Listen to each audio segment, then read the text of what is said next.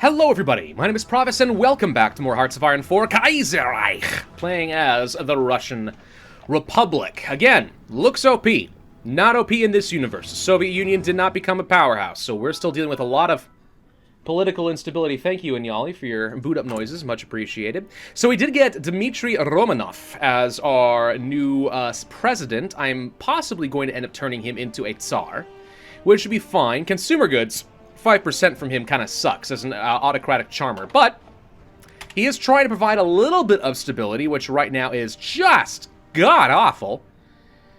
Not happy about this situation. Not happy about the situation at all. Our stability is only going to be getting worse. Of course, Black Friday did hit. We are now entering into an economic depression. Everything is terrible! Everything is terrible when you're in Russia. Gamelin marches on Paris, whoever the heck you are. Apparently there was a successful coup against the Jacobin regime. Whoa. Okay. Still working on that bureaucratic overhaul. Oh, and we have a spy. Hello, spy.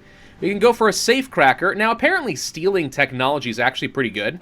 We're going to try for that. If I can get my second spy, which it looks like we will be able to do, we can start spying on people and try to steal their blueprints to get a little bit more of a technological advantage.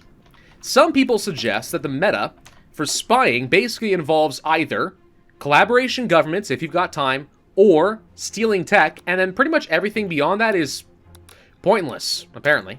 Let's spy in Germany. I'm sure that's not going to work out terribly.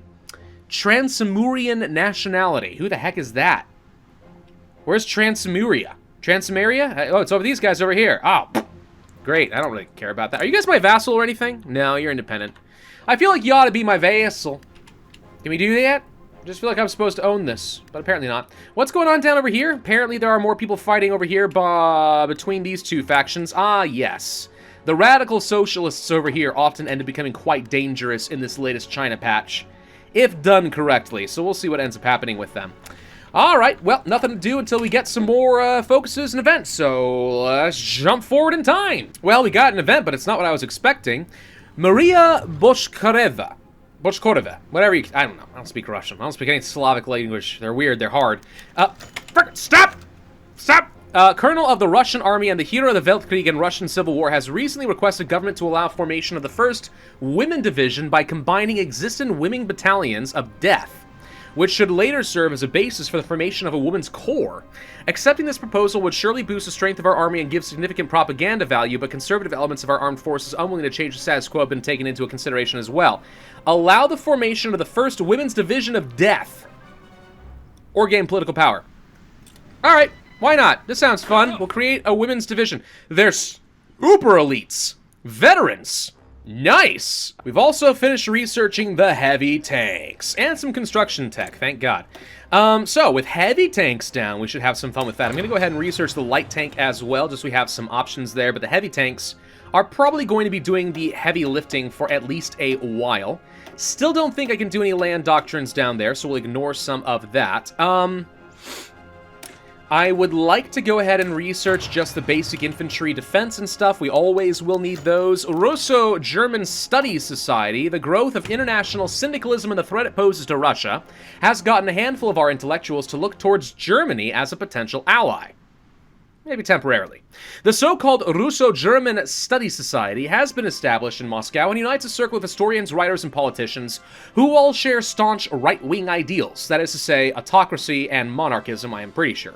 In his first proclamation, the society has stated that Russia should finally come to terms with the losses of Brest-Litovsk, I think I finally got that right, and strike an agreement with Germany to reclaim the Caucasus and Central Asia in exchange for forming an anti-syndicalist axis. This Berlin-Moscow axis would be able to overcome syndicalism through sheer combined might and manpower. The Society's call to abandon Russian irredentism in the West has eroded the influence it could have had over our policy, however. They could be traitors, apparently, but we get some political power as a result, so I mean, why not? Maxim Gorky dies. A Russian writer, known under a different pseudonym, died. We get a little bit more base stability. There's a lot of people dying in Russia as of late. I don't know why any of these matter. They're like tiny little bonuses. I guess it's just flavor text? There you go, though. Bureaucratic overhaul is done. Can we go down the political stabilization? We cannot. It doesn't say what the prerequisites are. It says there aren't any. I really, really hope that this will automatically be finished by some sort of a much-needed event. Because at least at the moment, I can't do anything that I need to do, and I want all of these. Like, badly. So now that we're done with the bureaucratic overhaul, we can go for mini-prom, which will modify the economic depression by a bit. Hey, consumer goods of factories goes back down a little bit. That could be helpful. Lose the construction speed, but we do get a huge efficiency cap and some stability. Or we could go for resources. I would really love to get the infrastructure, but it's not absolutely required right now. So let's go down MinProm over here, the Ministry of Industry. We're going to get the consumer goods reduction, which can be pretty helpful to try and get back a little bit more factories. Before I start... Ooh, a coup d'etat in Siam. Fun. Before I start building massive amounts of factories, once we eventually start getting back our civilians, I will want to get that infrastructure, though. That would speed up my construction a little bit. The National Bloc. Dmitry Romanov has yet to get accustomed to his new duties and powers, which means that a large clique is starting to gather around him in hope that they will be able to use him to their interest. After negotiations, the Octobrists and a plethora of smaller political parties have chosen to join forces, gathering to a tight political alliance named the National Bloc. Its political program calls for extensive political and social reform to maintain stability and prevent the growth of radical left-wing forces. Sounds good. It is funded by several industrialist lobbies and supported by aristocrats. The National Bloc has thrown its full weight behind President Romanov, granting him and his government a stable base of supporters in both the House of Parliament.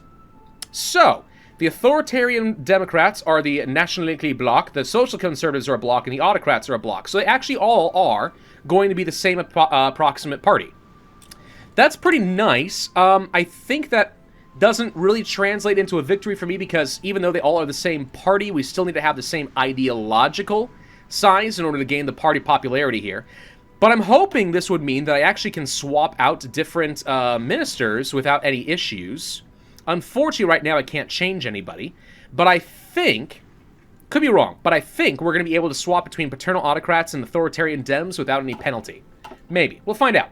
Mansions of the aristocrats, the richest people of Russia, who are partially represented in the Senate, could take back some of their mansions after this awful land redistribution in the Civil War, but they suffered a lot from the high land taxes of the Kerensky's regime. Though these taxes are really profitable for our economy, the loyalty of the senators are highly important for the realization of the policies of Dmitry Pavlovich. Not Romanov? What? There is this possible solution to this problem. The mansions of some senators can be secured by the Republic as historical heritage. It means that the senators will pay the taxes, but the government will partially invest into the maintenance of these buildings. Let's hope no one notices, or the senators have enough money, they don't need state investments. Does this lead to negative events? Because I think I'll just take the stability, bird in the hand, two in the bush. I don't know. It might lead to a negative event in the future. But I'm going to just maintain some of the taxes because it doesn't seem to actually impact me negatively, at least as of yet. So we'll see. Status of the Orthodox Church. Article 5 of the Constitution of the Russian Republic states that Russia is henceforth a state in which no faith or belief can have privileges and rights which other faiths do not share, and religion does not have any say in government. For a country which, up to this point, was built upon the Russian Orthodox Church, this is a rather shocking change in policy, which many people could not agree with. In 1927, the Church saw a new patriarch rise, Kirill, who has since been vehement in his crusade to amend the 5th article and grant the Church a prestigious status in the Russian Republic. Now that Kerensky is gone and new people are in charge, he has officially petitioned the government to amend the Constitution and elevate the Church to the status of a state religion. Repeal it. We would get recruitable population factor of 5, but consumer goods. Russia stays secular, or the repeal doesn't go far enough. Not only do we repeal the article, but we actually, I guess, wait, hang on, lose 30% stability, gain state orthodoxy, which is the same thing, and we get the new head of government for more stability. We basically just become a theocratic state. We change up our entire government. But I don't want that. So the question then becomes, do I want recruitable population in exchange for consumer goods? Lost. And it's hard to say. Russia probably will have pretty good manpower, and the consumer goods is god-awful. So I think I'm going to stay secular, as much as I would have loved to get back the stability, and as much as I do like recruitable population factors. I can't afford to keep getting more consumer goods. We're already at 75%. We're going to get nowhere in terms of economic development if I can't find a way to fix this up a little bit, right? In fact, the sooner we can get to things like early mobilization, probably the better. But I even got no war support. Yeah, we're struggling. We're struggling really hard. So let's not make things worse on ourselves economically. The only way Russia is going to compete is if we can build up enough of an industrial base to fund a technologically superior army. That's the only way we're going to survive in this game. Fate of the Dvinsk Autonomous Region. After regaining control of the Dvinsk region, known as whatever, Latgale, whatever, the Kerensky government established the Dvinsk Autonomous Region to appease the local Latvian inhabitants. This autonomous region took the form of a local directly elected Congress, staffed by Latvian and Latgalian politicians who were granted large discretion in dealing with local affairs. Throughout the post-war period, this has turned them into a haven for Latvian culture. It is where their partisans in the United Baltic Duchy organized secret supply chains. Now that our government has taken control of the country and seeks to centralize the state in Moscow, an opportunity arises to dismantle this autonomy and put the Dvinsk region under direct rule. On the other hand, perhaps we swallow our pride and leave him be. Local manpower, max factories, and state. I don't really care about the max factories and state. I'm just going to go ahead and let them stay autonomous, I think. I mean, losing stability sucks and all, but yeah, I don't think that's worth it. So that's Luga, Pskov, Dvinsk. I think that's the one we were talking about right there. Yeah, it would increase the number of states we could have put in here, but meh. I mean, I guess it's not like it's got a huge population. It wouldn't have mattered too much. Still, whatever. I mean, I think either one was kind of negligible in the grand scheme of things. Minprom is done, okay? So with that out of the way, still can't do political stabilization. What else we got? The Economic Efficiency Act, reducing consumer goods even further, okay. Construction speed reduction, efficiency growth, could be helpful. Unlock some new decisions. Resource gain efficiency, not if I'm not trading at a higher rate with free trade. I don't see that being as immediately beneficial. Factory output could be good, and also develop some industry decisions. However, this would lead to research speed. I'm going to go down the Economic Efficiency Act. I do think the extra efficiency growth could be helpful, given that right now we're pretty bad at efficiency, so that could help us in raw output. Reforming the military. The armed forces of the Russian Republic have had a difficult history. It took a decade after the end of the Civil War to restore a stratified professional army. During the war, it had devolved into cliques of white generals and their volunteer followers, after all. Still, a lot of work needs to be done before the Russian army can compete with its likely challengers, be it Germany or Japan. Some see a future in the mobilization of the Russian masses and predict that the next Weltkrieg will be a total war, which will require all of the country's resources dedicated to the front. Others, such as General Sergei Markov, were impressed by the effectiveness of armored cars, tanks, and trains during the Weltkrieg and hope to organize the army around this armored breakthrough priority. Yes. Other officer cliques have more moderates, though their proposals for army reform no less extensive. The ultimate decision is in your hands. Focus Army Modernization is now available. Okay. So that's Navy. Army. There you are. So down this route we get some experience. Now the thing is, I think I very much like the idea of going down, well, I guess it's just doctrines. I want to go down tanks. We're going to be trying to play with the meta strategies a bit more this time around, which basically means I'm not going to focus as much on my typical infantry and artillery armies, and instead I'm going to be focusing hard on using tanks effectively, which makes me think that maybe we want to go for mobile warfare, although to be honest, superior firepower is still great. I'm thinking mostly about what's happening downstream. This is command power, which I don't care about. This leads to leader experience. Meh. As opposed to research bonuses for tanks, as well as armor research time and speed and reliability, and ahead of time penalties reduced. Yeah. As much as I like superior firepower, I think because of this, we're probably going to end up going down the mobile warfare doctrine because of the bonuses I can get to my future tanks. If you can get modern tanks, or even just like a higher level of tank like 2 years before anyone else, I mean, you can slaughter. High-level tanks are not to be underestimated. They are really, really good. Hey, we can develop some industry, civilian factories for a bit. Yep, worth it at this point. Let's go ahead and do that. We are going to try... Whoops, we have Navy modernization as well. We're going to try to infiltrate the civilian administration of Germany with the goal of hopefully being able to steal some stuff from them in the future. So let's go for that. That also just gets me a lot of extra intelligence and stuff. But yeah, you can see it does lead to steel industrial blueprints. I'm going to try to use my 2 spies effectively. Spying is a thing I have neglected a lot because, to be honest, I don't use it that often. But we probably should. Let's go ahead and get... Let's go ahead and start working on stealing blueprint effectiveness for an upgrade for my intelligence agency. We also want to get the invisible ink, both of those being quite good if you are going to try to steal stuff. So I'll work on both of those. We would like to get a 3rd spy if at all possible. Suicide pills would probably be pretty good for me as well. Localized training centers aren't a bad idea either. It gets me more options, it makes it easier to possibly get somebody who flies under the radar. The clergy criticizes our government. They don't like that we have a secular state. Well, losing stability sucks, but oh well, c'est la vie. We're not going to be going to a religious state there. I do think that just keeping our consumer goods low is better. The Union of Nicolae II. Union of the Perpetuation of the Legacy of the Nicolae II, or just Union of Nicolae II as an organization. Founded by the former Tsarist officials such as Peter Bark and Vladimir Kokotsov,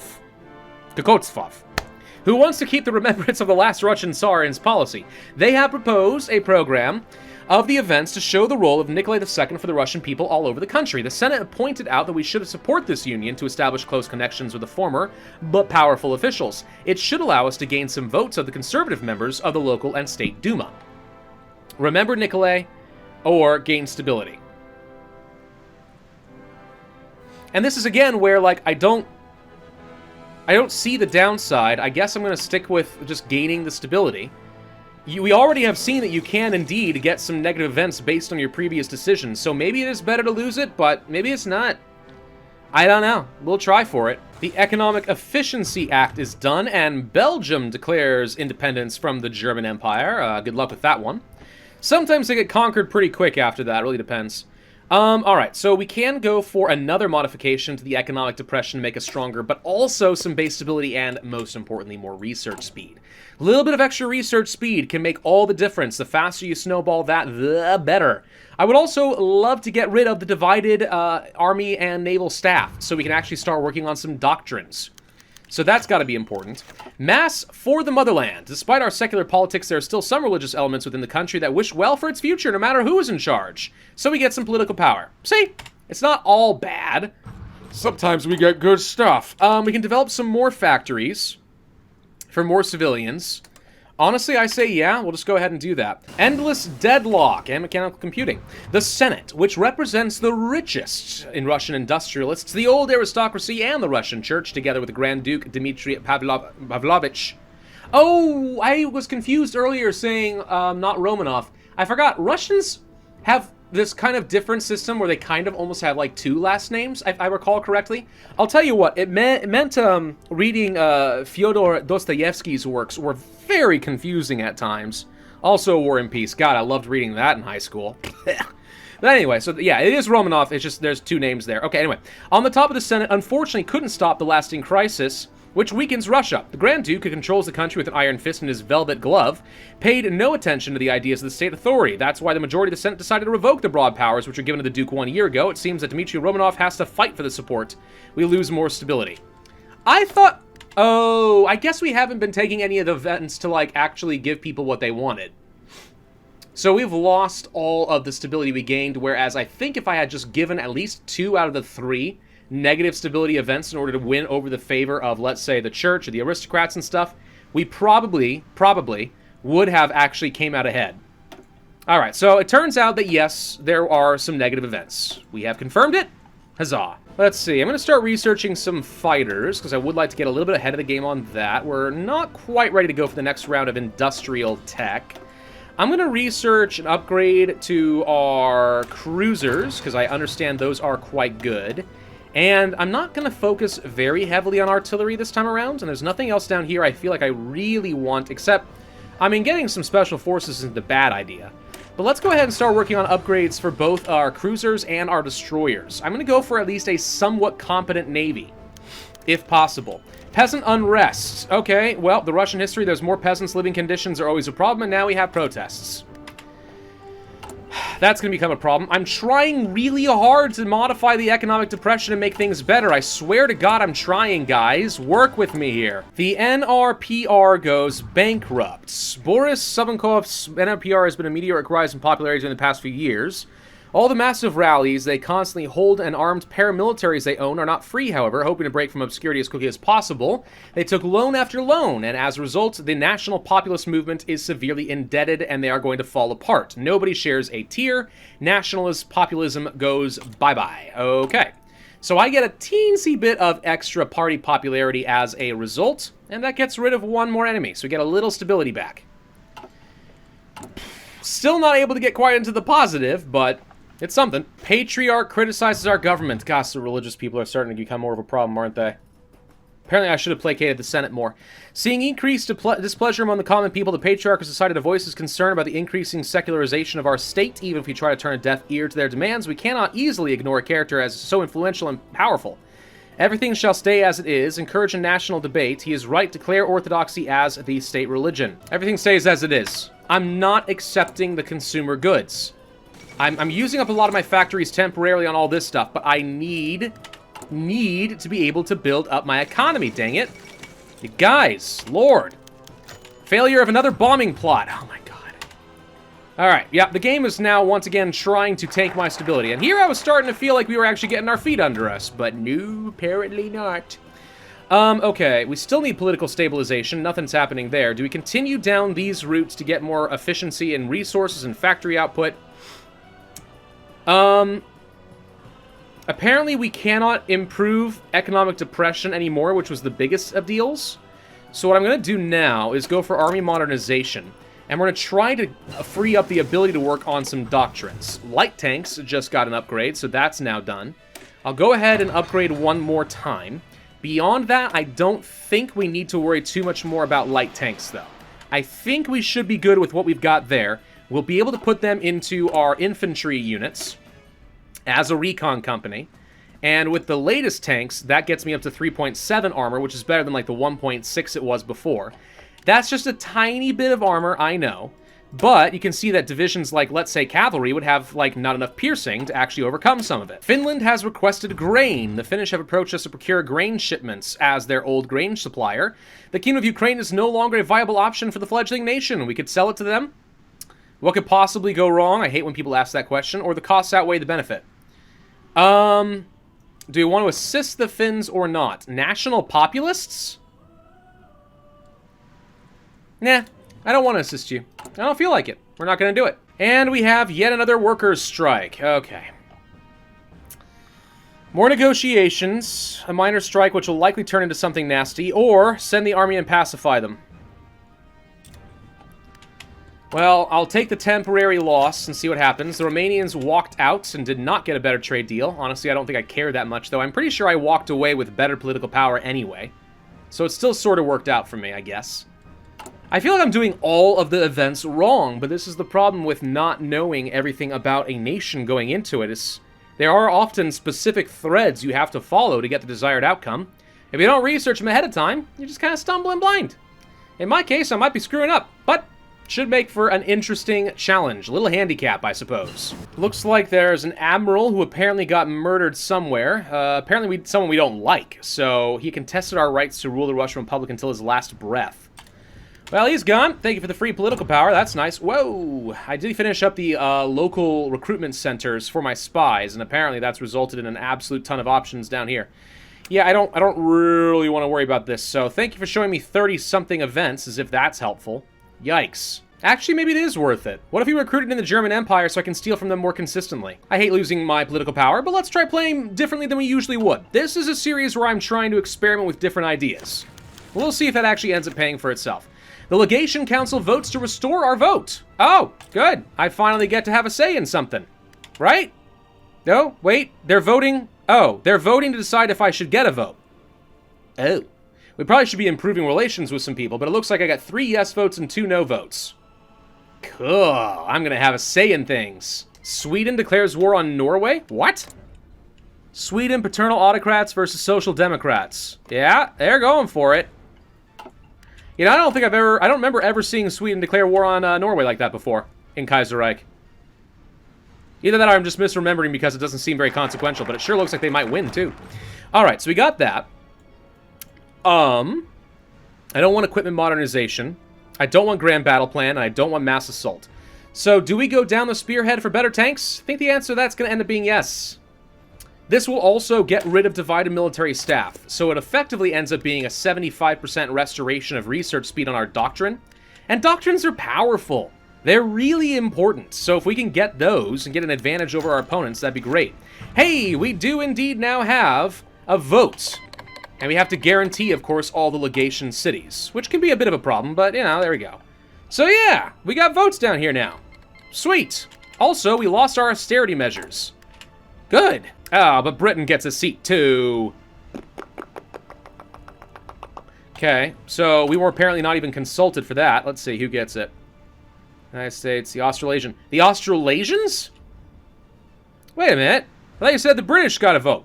You didn't give it to the monarchs in Canada? You gave it to the Australasian Confederation. Unless the king was kicked out. No. I don't really know what happened there. That's a little confusing. Okay, I finished upgrading our intelligence agency, so we are going to have a third spy on the way. How long until we get our recruitment center? Do we already have it? Because what I really want to get is... the reason I did this and timed it the way I did is I'm hoping to get a third spy who was of German nationality to make it a little bit easier for me to do more spy missions over there. I think we completed that. I certainly hope we completed that. Well, we'll see if we get somebody. The 100th anniversary of Pushkin's death. One of Russia's greatest poets. We get some stability back. You know, despite all the problems we're having, we are slowly but surely inching our way back up. Oh, by the way, the American Union state just broke free. Yep, Civil War in USA, about to begin. Oh, that's gonna be fun. It's gonna be real freaking fun. And here comes our new spy. Did we get somebody of German ancestry? We did. Not a very good one, but we did get one. I would have preferred this guy, to be honest. Rescuing can be helpful. But alright, we're gonna go ahead and pick you up. And we're going to let you start building an intel network in Germany once again and start building this back up so we can immediately piggyback off of this over the next 24 days into another round of missions. Maybe. We'll kind of see what happens there. Why do we have 50 army experience? Oh, right. We got a national focus that gave me 50 army experience. That could be helpful for something. So we're almost done. I say almost. We're about halfway done with Spearhead Doctrine, which is going to be great. We did just finish another fighter model, so that's great. At least we're going to be slightly... We're going to lose 14 days of production. That's fine. We're only producing a couple per month. No wonder that sucks. Alright, so we'll get that. We should also continue working on, let's say... Are we even close to our efficiency cap? No, not even remotely close to our efficiency cap on anything. So that's irrelevant. Let's continue with our factory output. I am working on the construction tech because, of course, we need to be building as fast as we can. We are up to 25 civilian factories, which ain't half bad, and if I can get up to that 100 political power, I will be able to move on into early mobilization. No, I can't. I don't have war support. Still need to reduce that stinking consumer goods. Governing Russia, Grand Duke Dmitry has been president for more than a year now, and his time in office has become a great success. The people are once again becoming accustomed to the rule of your social betters, and now would be the perfect time to restore the Tsarist system. But who would be the Tsar? Dmitry or the legitimate Tsar? Maybe we should maintain the Republic for the aristocrats. Oh, we finally get to finish political stabilization. We're above... Wow! We jumped 15%, not 15%. We're up to 43%. Holy crap, we've actually got stability again. It's awesome! Okay, so do you restore the monarchy and then work toward putting Dmitry as our new Tsar, or get the legitimate one? Great question. I don't know. Or we could stay with the Republic. This is where we finally are going to be able to deviate in our political situation and decide what we want to do. I'm kind of leaning down the imperialist route because I think it would be kind of fun. Call me crazy. And non-core manpower is not to be underestimated. Non-core manpower is really, really good. But I like some of the advantages you get from a constitutional monarchy, too. So, I mean, I don't know. This could be really good. There's a lot of options we have to think through. First things first, we'll finish up with the nonsense of our divided military staff. But after that, we're going to go for restoring the monarchy, and we have to decide which path we are going to take. Thank you all very much for watching. I do hope you enjoyed this video. If so, then I would ask you to hit that like button, leave a comment, and subscribe, and I will see you guys next time. All right, let's go ahead and do it.